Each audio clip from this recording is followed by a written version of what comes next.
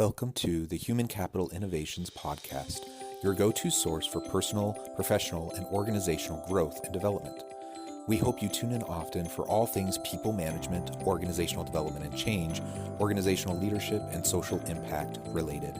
Maximize your personal and organizational potential with Human Capital Innovations Podcast.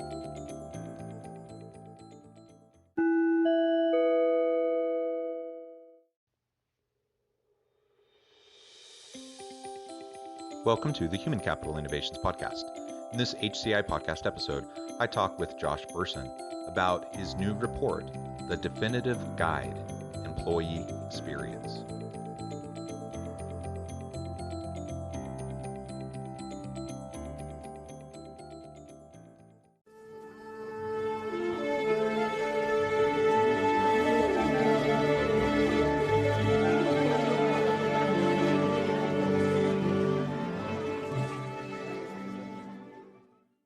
Josh Bersin, welcome back to the Human Capital Innovations Podcast. Thank you, Jonathan. I'm happy to be here again. Yeah, it's great to be with you again. We had a chance to chat maybe 3-4 months ago about your inclusion report that came out from the Josh Bersin Academy. Today, we're going to be focusing on the new report, The Definitive Guide, Employee Experience, which to my understanding was just released yesterday. And I'm super excited to talk through all of the key points from that report and the research that you and your team have been doing. As we get started, I wanted to share Josh's bio with everyone. Josh Bersin founded Bersin and Associates in 2001 to provide research and advisory services focused on corporate learning. He expanded the company's coverage to encompass HR, talent management, talent acquisition, and leadership, and became a recognized expert in the talent market.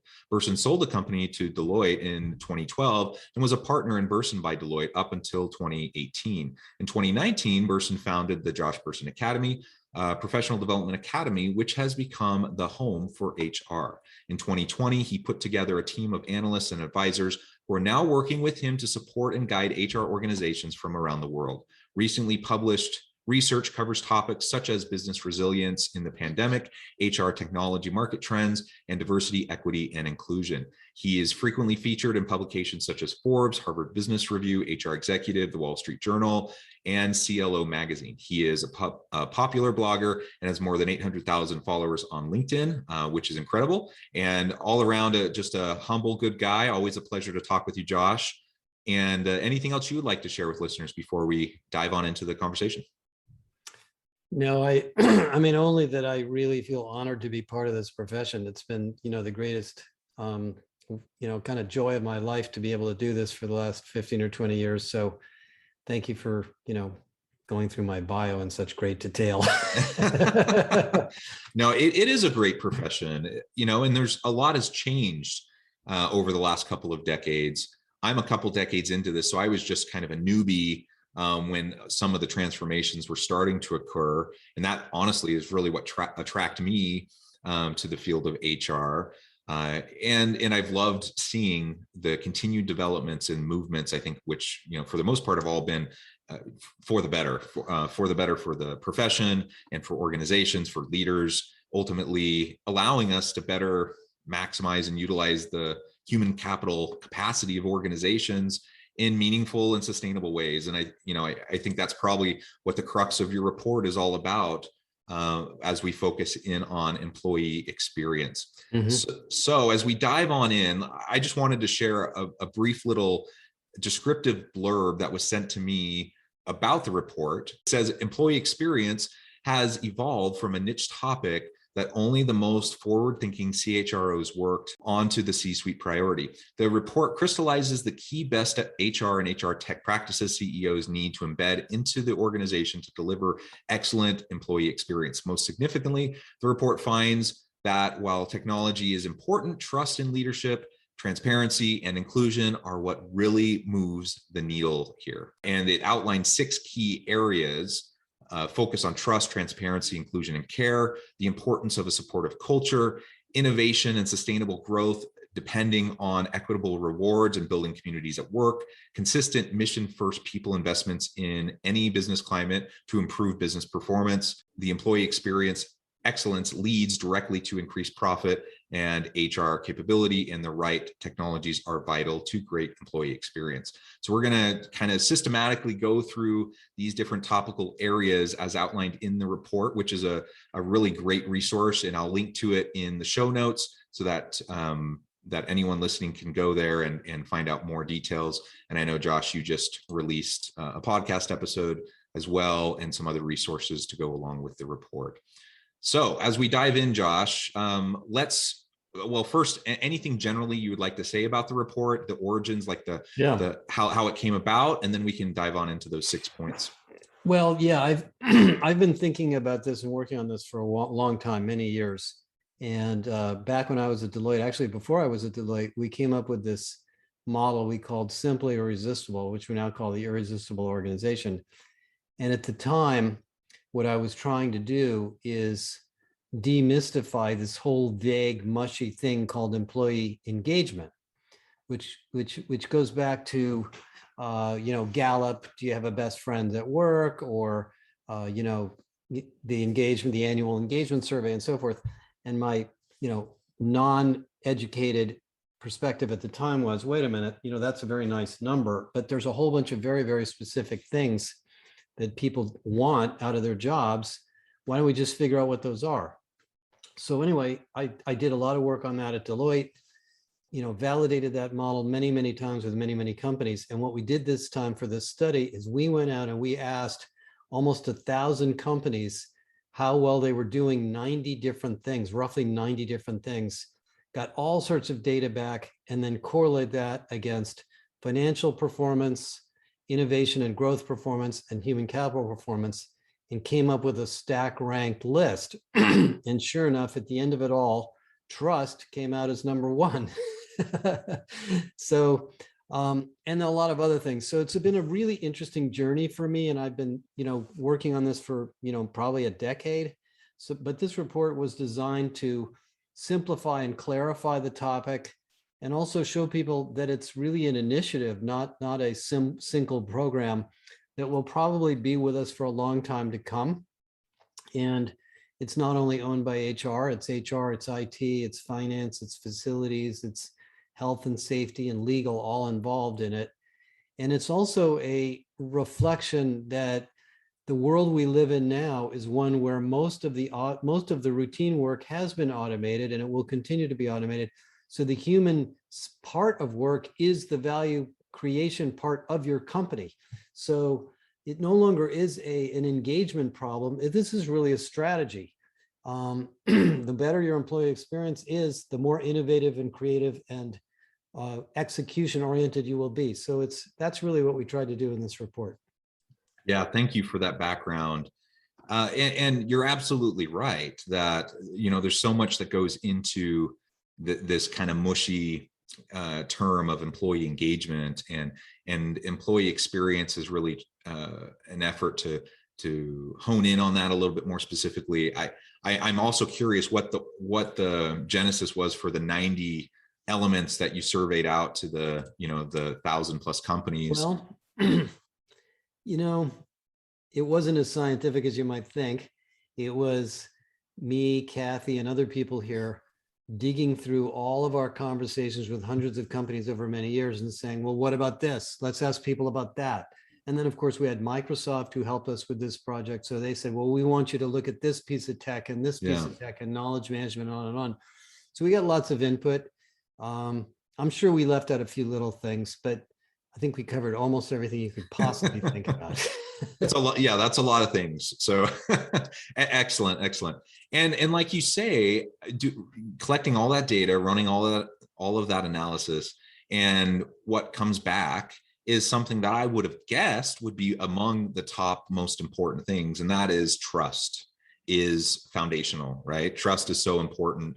And so your number one summary finding from the report is, focus on trust, transparency, inclusion, and care, all of which are those people, human-oriented elements that you can't automate, you can't, easily replicate with tech.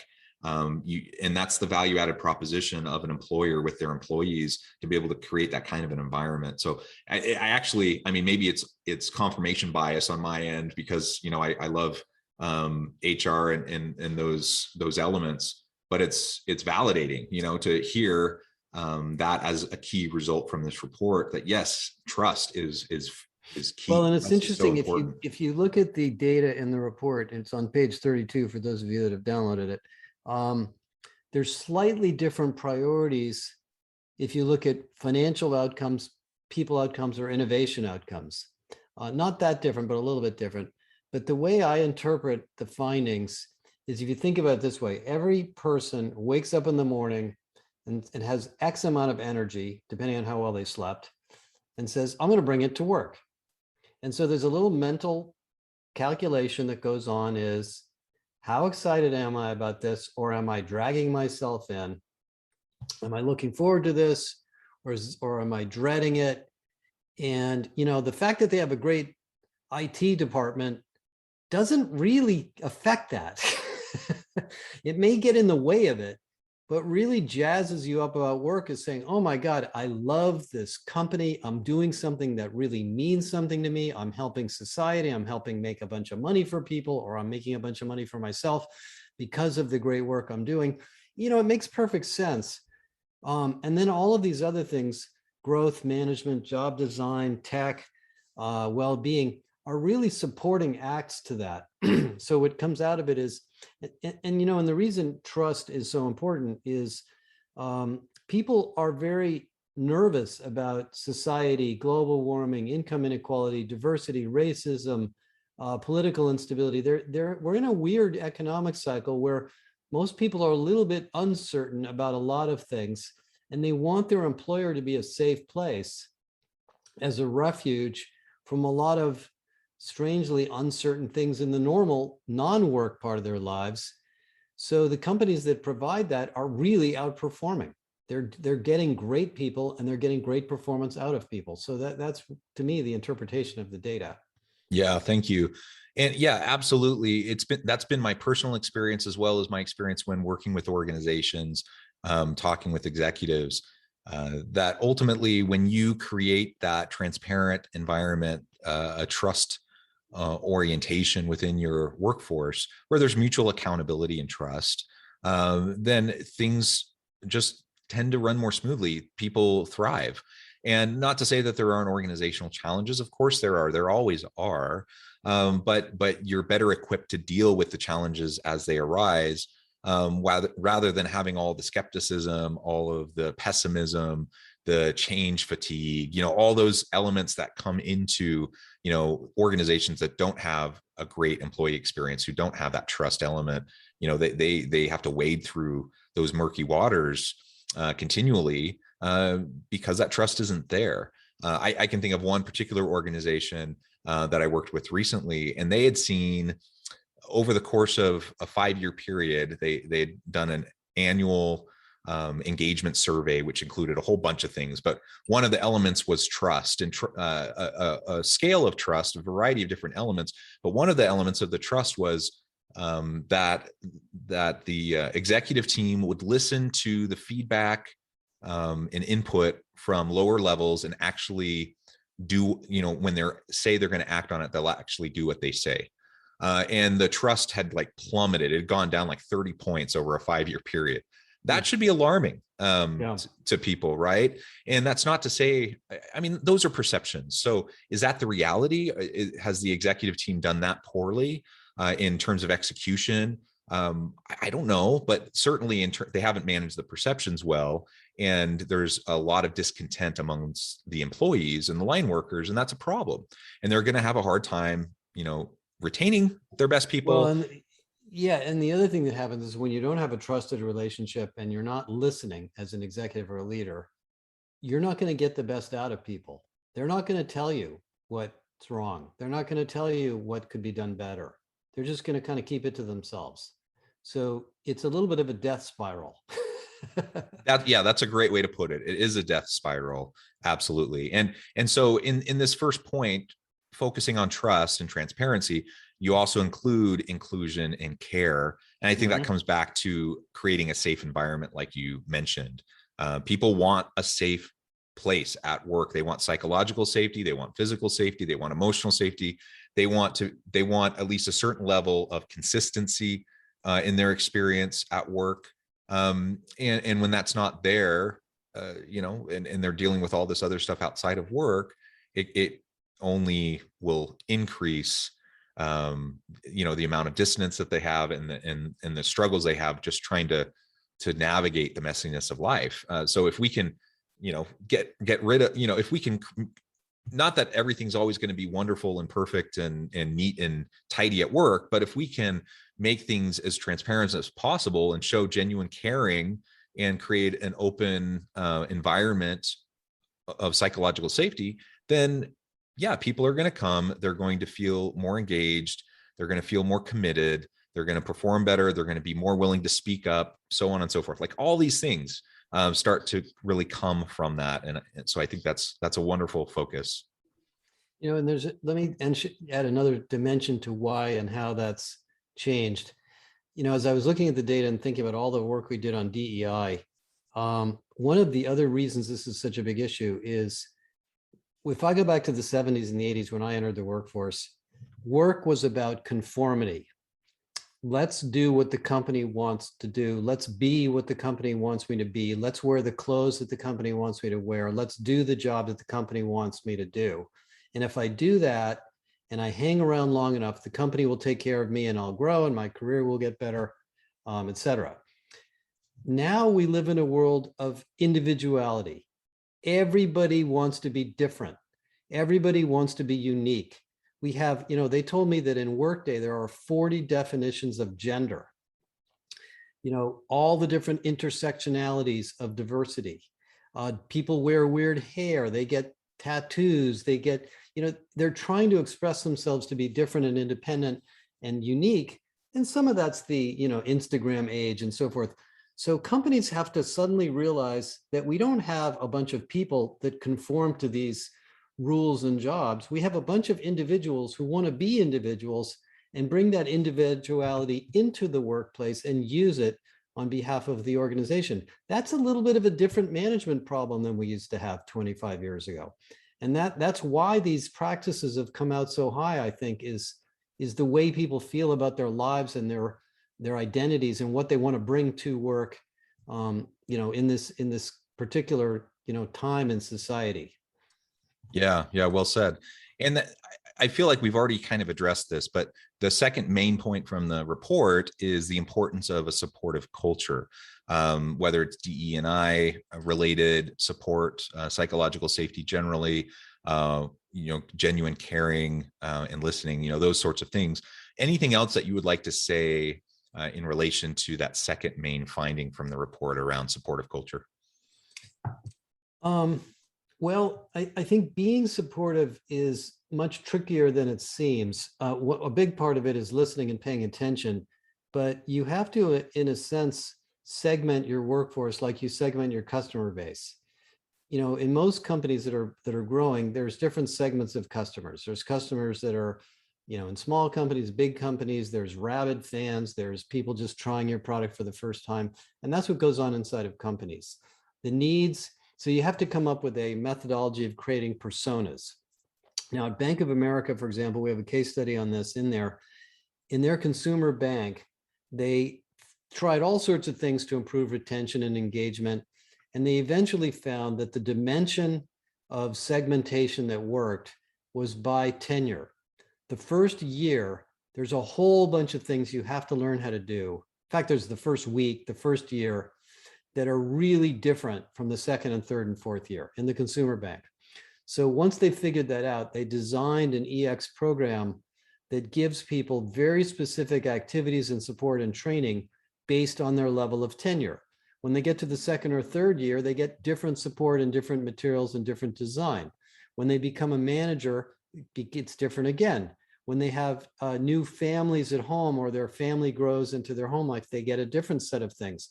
So they found that they could segment this consumer part of the bank in that way, and they have a huge increase in retention, engagement, and financial performance by doing that. Other companies do it by job role or city or geography. So this isn't a peanut buttering problem where you can say, all right, here's a new program, let's just roll it out to everybody and everybody will be happy.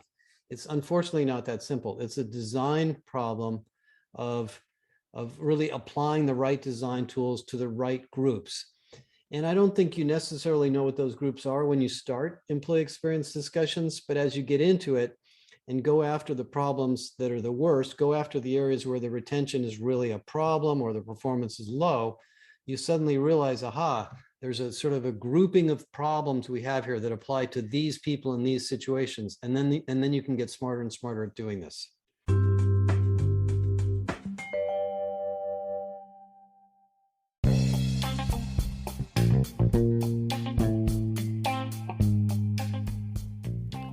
I'm excited to announce the publication of my new book from HCI Press, The Alchemy of Truly Remarkable Leadership: Ordinary, Everyday Actions That Produce Extraordinary Results. Consider how the nature of work has shifted over the past 50 years. With increased globalization, rapid technological advancement, and the shift in economic composition, the average job of today looks very different than the average job of 50 years ago. What will the jobs and organizations of tomorrow look like? Moreover, what does this all mean for organizational leaders? What are the core competencies and capabilities of organizations and their leadership that are prepared for continued disruption and geopolitical and socioeconomic shifts? Regardless of what the future holds, increasingly, leaders need to be socially minded, data-driven, decisive, champions of talent, and disruptors of the traditional notions of leadership, teams, organizations, and work. The Alchemy of Truly Remarkable Leadership will help you to explore your own leadership competencies and capabilities and consider ways to apply and implement them into your workplace and personal life.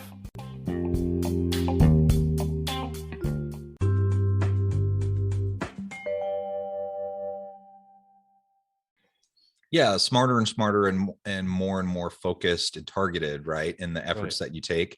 I think that's a really important point, because we are unique individuals. You summarized that very well just a moment ago. We have varying needs and desires and wants and things that we hope to get from the workplace. And so, yeah, we have to better understand through data and metrics what's happening within our teams, within our groupings of different subgroups of people, and then target programs, initiatives, outreach, conversations, whatever, all those things, to make sure that we're taking care of people the way they need and want to be taken care of, right? I think that's that. There's no shortcut to it, I guess, is the point. Yeah, well, the other thing I would add is that I believe that making people feel better is not necessarily the goal. The goal in EX is to make people productive. Right. They will feel better as a result of being productive. So I don't think it's piling on, let's give people yoga classes and then, right. Well, they don't want the yoga classes if they're working 90 hours a week. What they really want is to work 40 hours a week and get their jobs done. So I think there's this coin, which on one side of the coin is productivity and the other side of the coin is engagement, and it's the same coin. So flip it over and stop thinking about engagement so much and think about productivity, and the engagement number will go up. So a lot of this is a little bit more industrialized thinking of engagement around, how are we going to make this job easier for people? So and break down the barriers and the roadblocks. And, as a leader, I want to pave the way for my people to be able to be productive and successful, and be supportive in that way. And I agree with, like, when I think about myself, if I'm being productive, if I'm accomplishing things, if I'm having good outcomes, I'm pleased, I'm happy, I'm satisfied, right? And when I'm not, and I feel like I'm grinding, I'm churning, spinning my wheels, and nothing's happening, I'm putting in long hours and not seeing a whole lot coming from it, then yeah, you start to feel burned out. You start to be frustrated, especially if you perceive that the reason why you're not getting things done is because of some bureaucratic thing or some, a leader standing in your way or something like that. And so we absolutely, as leaders, can and should be looking for ways to smooth the path, so to speak, and create opportunities for people to just be more productive. And that from that, there will come more energy, more motivation, Right. more engagement, all those things. I think absolutely. Very good. So let's talk now about innovation and sustainable growth. You talk in the report about that being dependent on equitable rewards and building communities at work. Can you speak a little bit more to that? Yeah, it's interesting how this idea of communities and social relationships comes up so much. And one of the things people have talked about a lot over during the pandemic is because we're not in the office, we're not spending enough time together, we're not having communities. Actually, what I found is the opposite. I think people are more connected electronically than they were before. But what it means in EX is the fact that companies are essentially little societies. And I've worked in a lot of companies and I've observed the different, sort of sociologies of different companies. In some companies, it's heads down, get your work done and stay out of trouble. And don't cause any interruptions because this company is growing and moving very fast and you need to be part of the freight train. In other companies, it's take really good care of the customers, take really good care of the people, take really good care of each other. For example, in healthcare providers, if it takes a little bit of extra time, take the time. If it takes a little bit of extra money, spend the money because healthcare or personal care or customer care is number one. In other companies, it's all about creativity.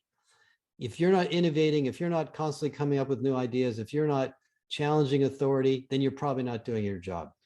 And people fit into those different cultures in different ways. So, what you find out in the EX, data is that social relationships and a feeling of belonging are very high. Now, not everybody feels like they belong in every kind of company. I've talked to a lot of companies that I would not feel good in. I would not, they can do all they want. I wouldn't want to belong there because I don't think I fit that culture. So I think you can't really do an EX project without having a serious and honest and sober reflection on where do you fit? And by the way, are we hiring people who want that? Because if you hire somebody who doesn't want the culture you have, they might like all the metrics and the pay and the job and the role and all that. They're not going to stick around.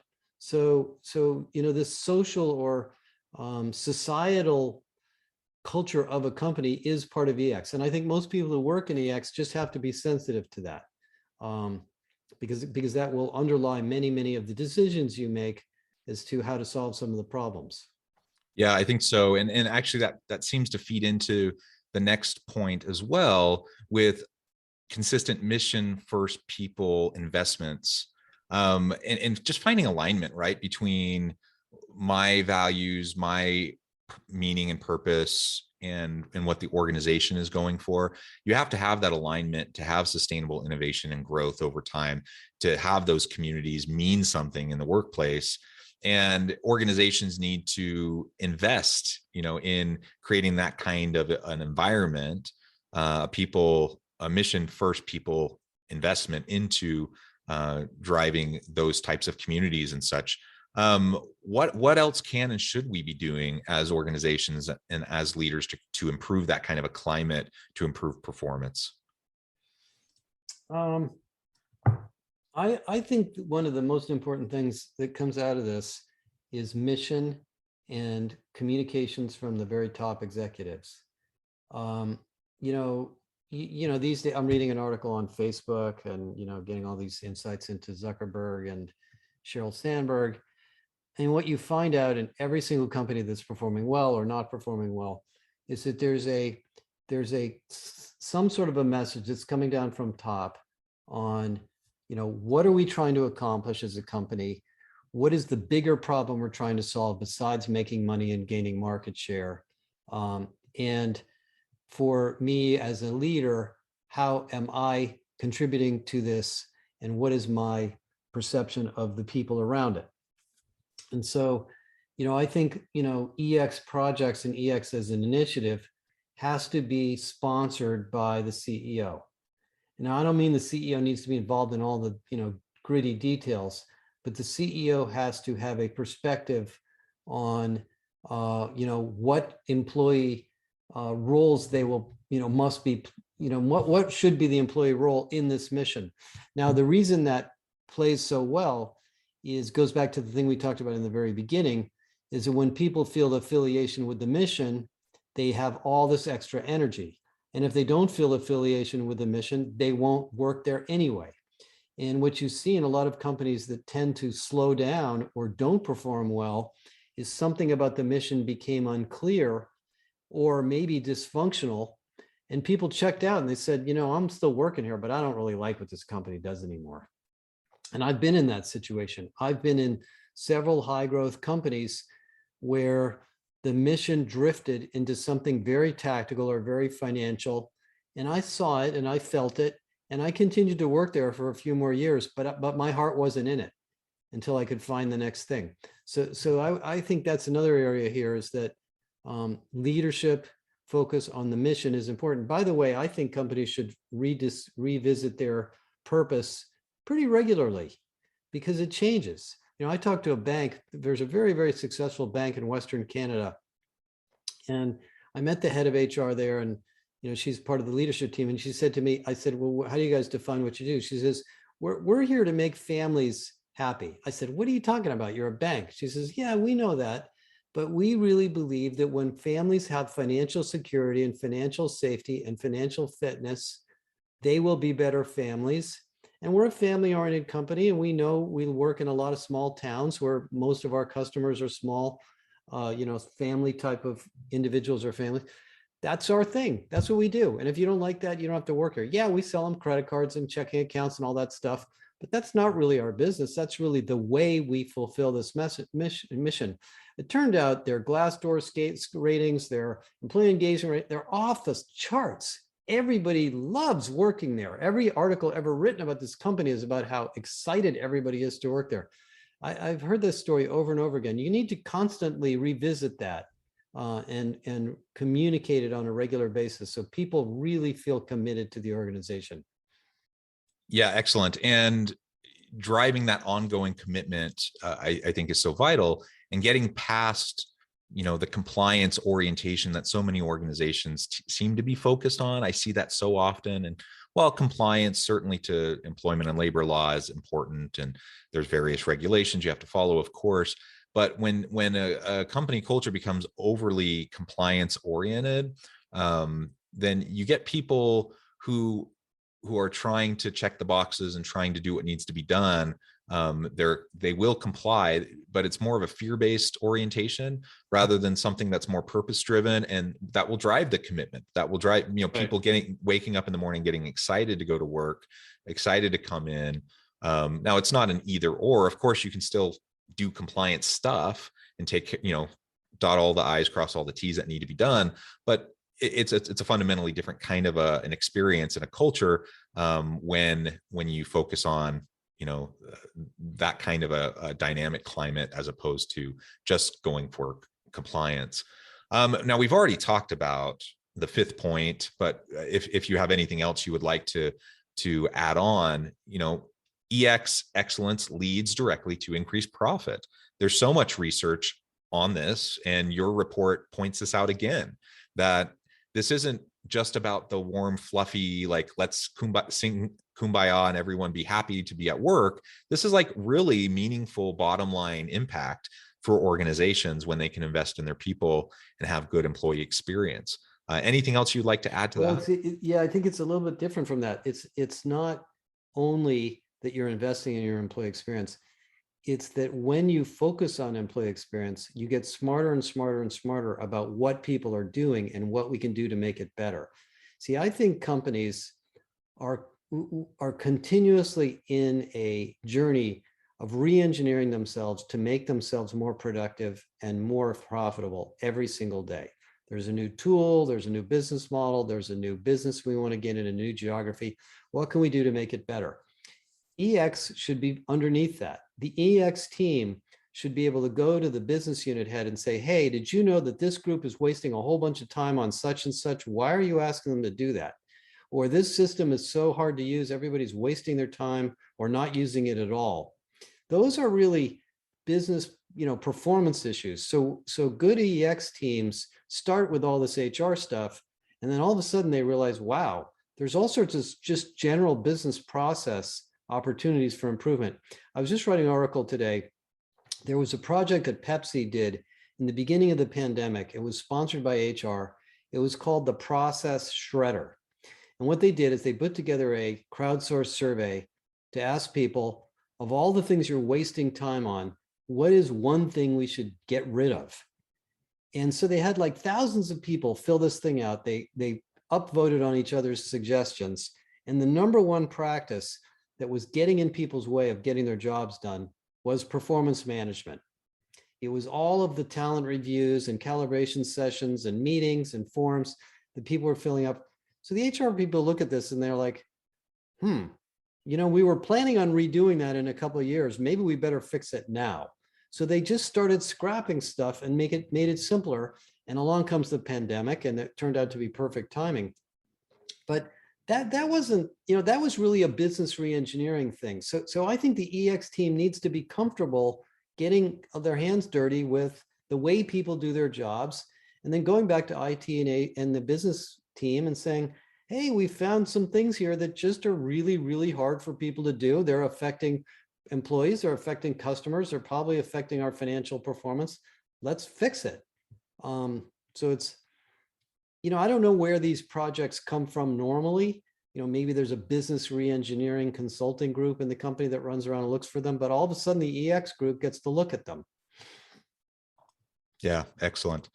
And the last key point from your report is that HR capability and the right technologies are vital to great EX. Now, I know I only have you for a couple more minutes, but what is it about HR technology that can be utilized to bring about a greater employee experience? Well, I think HR people, we have a capability model and a capability assessment. I mean, there's a bunch of things in HR that you kind of need to get good at. You need to get good at design thinking. You need to get good at iterative design, because you never solve this in one fell swoop. It's always a constant upgrading process. You need to get good at data and looking at data so you know what aspects of the EX are working well, what aren't, what are the roles and personas where we can affect more, have more impact. You need to get good at be familiar with digital tools and not intimidated with the fact that maybe we could automate this. Maybe we could put a chatbot here. Those are not, really that difficult things to do, but you need to be okay with that. And then I think you need to be reasonably familiar with the general disciplines of HR, of how we recruit and develop leaders and assess people, because those will come up as supporting acts in the EX journey. So I think great EX, leaders and practitioners kind of need a good set of domain expertise in HR. We call it the full stack HR professional, where you're aware of the whole stack of issues in HR, but particularly design thinking, data, and analytics come up very, very high as disciplines that are needed in the EX project. So that's an area of things that are particularly acute right now. Yeah. And the report gets into so much detail on this point, and we don't have the time today, unfortunately, to dig into that more specifically, but I definitely will refer listeners back to the report. Well, Josh, it has been a real pleasure. I really appreciate your generosity with your time. Before we close today, I just wanted to give you a chance to share with listeners how they can get connected with you, find out more about the Bersin Academy, and any final word on the topic. Well, I thank you for the opportunity, Jonathan. I think it's a big new domain. It's not a project. It's not a tool. I would be wary of all the vendors selling employee experience systems, and they're all great for different reasons. It's essentially a design project. So consider yourself now a designer, and you're going to be designing employee experience solutions for many years to come. You're going to be working in a cross-functional team, and your skills will have to be improved to get good at this. But it's really one of the greatest opportunities for people in HR. So I'm really excited about the fact that it's happening, and we're going to keep at this. We have the report, which has got tons of information and a maturity model and a diagnostic. We're putting together some design guides, which you can use with your team to sit down and look at designs. And we have all sorts of case studies and other tools to help companies. So, please call us if you'd like to get some help on the whole project. And I think we'll be working on this for many years to come. Thank you, Josh. It's been a pleasure. I hope to have you back on the podcast again in the future. And I encourage listeners to reach out, get connected. As always, I hope everyone can stay healthy and safe, that you can find meaning and purpose at work each and every day. And I hope you have a great week.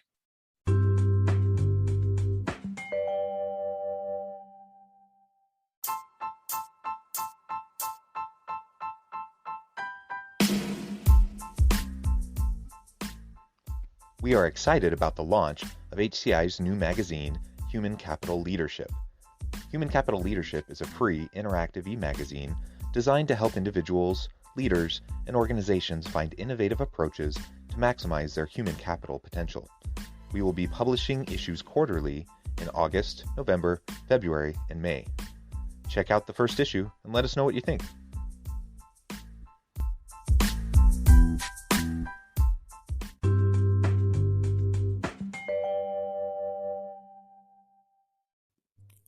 Thanks again for joining us for this episode of the Human Capital Innovations Podcast.